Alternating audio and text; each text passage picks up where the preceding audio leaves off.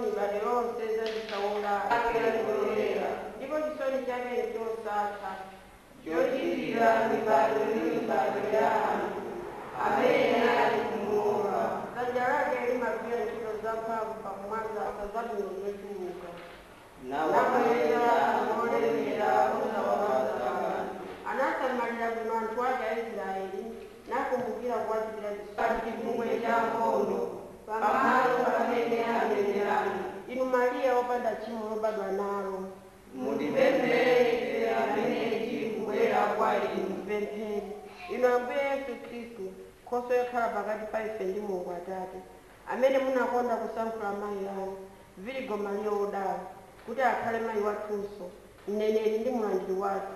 Mutimvere mwachifundo kuti aliyense wobwera kudzakupemphani mphatso zanu akondwere pozilandira mwa njira ya mayi Mariya yemweyo. Amen.